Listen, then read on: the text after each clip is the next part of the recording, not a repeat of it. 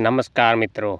बाबा रामदेव जी आपको हर प्रकार से प्रसन्न रखे, आपके घर में खुशियां बरसाए। मैं भगत हेतराम।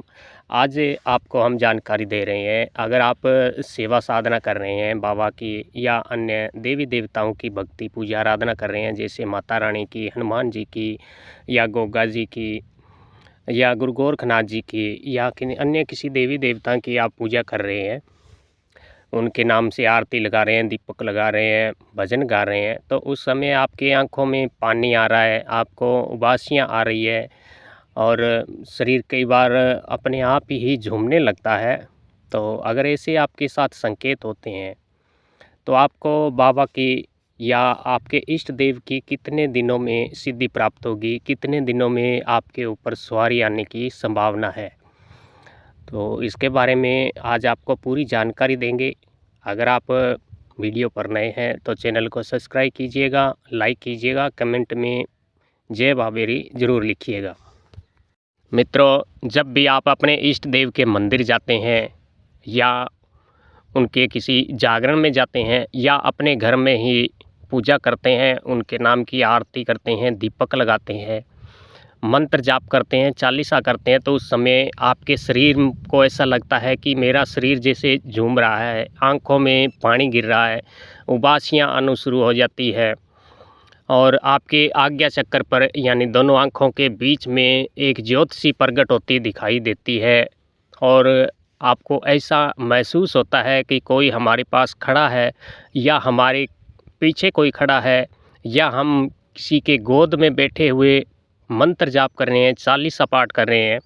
अगर ऐसे आपके साथ संकेत होते हैं तो आपको सवारी अवश्य मिलेगी। सिर्फ आपके कुछ कमियां हैं, जो उन कमियों को दूर कीजिए और जल्दी ही आपको अपने इष्ट देव की सवारी प्राप्त होगी।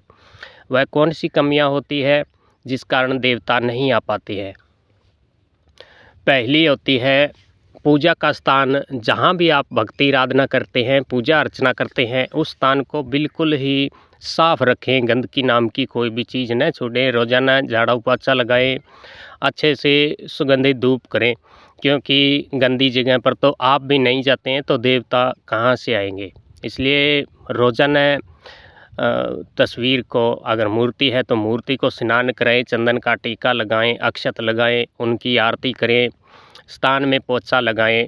अगर कच्चा है तो गाय के गोबर से अच्छी तरह लीप पोत लें। अगर स्थान पक्का है तो चुटकी भर सेंधा नमक और साफ़ गंगा जल डाल के और उस स्थान को अच्छी तरह पोछा लगा के साफ़ करें, धूप दिखाएं और अपने पूजा स्थान में हमेशा ही सुगंधित अगरबत्ती न लगाएं, धूप बत्ती लगाएं और सेंट का छिड़काव करें, क्योंकि देव पुरुष को, भगवान को, अपने इष्ट देव को हमेशा खुशबू प्रिय है। खुशबू से हमारा भी मन मोहक हो जाता है, तो देवता का तो होगा ही होगा। इसलिए अपने पूजा स्थान को हमेशा ही खुशबू में, हमेशा खुशबू उसमें लगानी चाहिए, सेंट आदि का प्रयोग करते रहना चाहिए।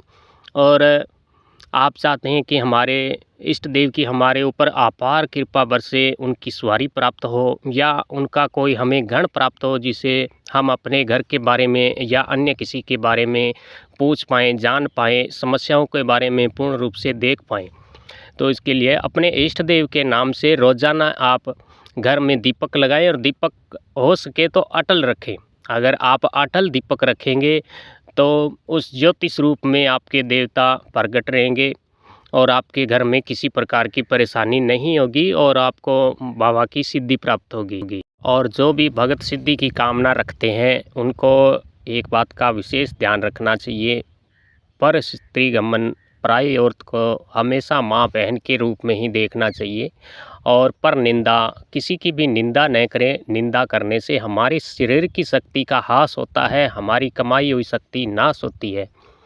और झूठ आदि जितना भी हो उसके झूठ का त्याग करना चाहिए और अपने मन को बिल्कुल ही पवित्र और निर्मल हमेशा रखना चाहिए, क्योंकि ज़्यादा चतुर चालाक होते हैं उनके पास देवता कभी भी भूल कर नहीं आते हैं, भूल कर आते हैं जो मन से साफ रहता है, बिल्कुल ही देव तत्व का स्वरूप होता है, जिसके मन में हर हर किसी पर जिन्हें देखकर दया आती है, देवता भी उन पर तरस खाते हैं और अपनी सिद्धि प्रदान करते हैं। अपना एक कोई गण उस भगत को दे देते हैं, जिससे वह भगत किसी की पूछा देख लेता है, किसी की घर की समस्याओं के बारे में देख लेता है, अपने घर के समस्याओं का नाश कर देता है। तो मित्रों, पूजा हमेशा आपको रेगुलर करनी चाहिए। कहते हैं कि करत करत अभ्यास जड़िमति होत सुजान। तो नियमित पूजा आराधना, नियमित भक्ति सेवा आराधना करने से ही आपको सिद्धि प्राप्त करेंगे। ऐसा नहीं कि आज आपने भक्ति कर ली, आपने भगवान की दीपक लगाया, उनके नाम का भजन पूजन कर लिया और 2 दिन की नहीं, तीसरे दिन कर ली तो आपको सिद्धि नहीं मिलेगी। कृपा जरूर मिल जाएगी, किंतु आपको इष्ट देव की सिद्धि प्राप्त नहीं होगी।